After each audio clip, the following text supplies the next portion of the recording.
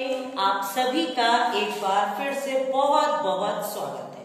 बच्चों कैसे हैं आप सब? कैसी छुट्टियां मना रहे हैं? इतनी लंबी छुट्टी वैसे ही पूछते रहते थे ना, मैम कब छुट्टी है कब छुट्टी है। अब आप तो खूब लंबी छुट्टी मना ली आपने, पूरा जून आराम किया है और हमने अप्रैल में आपको पढ़ाना लिखाना शुरू कर दिया था।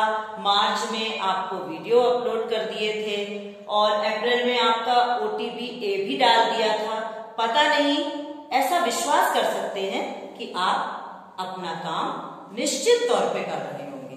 जितना लेखन कार्य दिया जाता है वो आप कर चुके होंगे, नहीं किया है तो कर लें, क्योंकि मार्क्स तो आपको ही मिलने हैं और आपको अपने मार्क्स लेने के लिए थोड़ी मेहनत करनी पड़ेगी।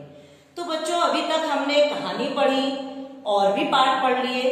अब हम काव्य की ओर बढ़ते हैं और कविता से जुड़ते हैं। काव्य में क्या भाव आता है, कविता पढ़ते समय कैसे भाव हमारे मन में आते हैं। तो अब हम आपको कविता पढ़ाने के लिए पहली कविता पाठ 1 आपका है जागरण गीत। जागरण का मतलब समझते क्या होता है? जागना, नींद से जागना भी और निराशा से जागना, हतोत्साहित हो गए लोगों को जगाना, या जो कल्पना के दुनिया में खोए हैं, स्वप्न की दुनिया में खोए हैं, उनको जगाना, उनको आलस से दूर भगाना, उनको ये समझाना कि हमें कल्पना में देखे गए स्वप्न को पूरा करने के लिए जागना होगा, जनता को जगाना।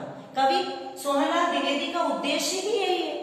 उन्होंने कविता हमें बताई ही है कि हमें अपने जागरण गीत के माध्यम से उन लोगों को जगाना है जो वास्तव में सो गए हैं। वो ये सोचकर सो गए हैं कि उनसे अब कुछ नहीं होगा, हार मान लिए, निराश हो गए हैं, हतोत्साहित हो गए हैं। लेकिन ऐसे तो काम नहीं चलेगा, हमें परिश्रम भी करना है और अपने उन खोए हुए स्वप्नों को जो हम भूल चुके हैं उनको पूरा करना है।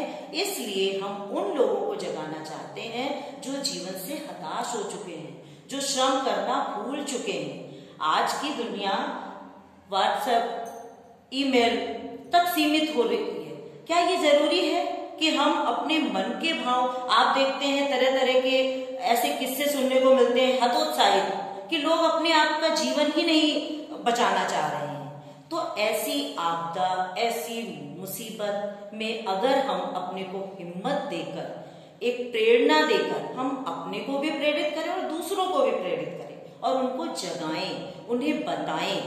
तो आप इस कविता में कुछ कठिन शब्दों को देख रहे हैं। आप अपनी किताब खोल ही चुके हैं, कविता पढ़ने के लिए तैयार हो ही चुके हैं। तो आप देखिए उसमें एक शब्द दिया है श्रृंखलाएं। श्रृंखला क्या है? बंधन, जंजीर।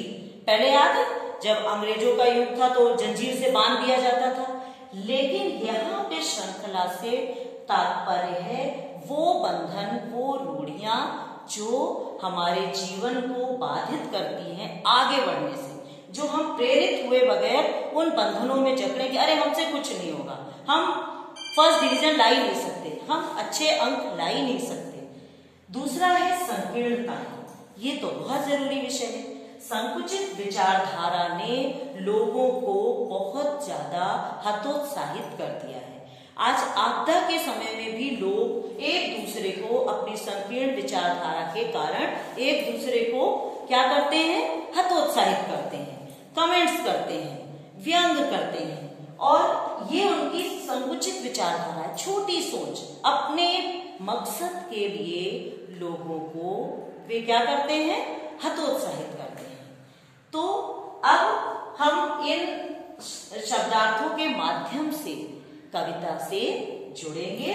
और अब अगला देखिए क्या दिया है यहाँ पे? विपथ, राह से भटकना। वही तो हम समझाना चाह रहे हैं आपको कि कविता में कवि ने उन सोए लोगों को जगाने की कोशिश की है जो राह से भटक गए हैं, जो परिश्रम करना भूल गए हैं।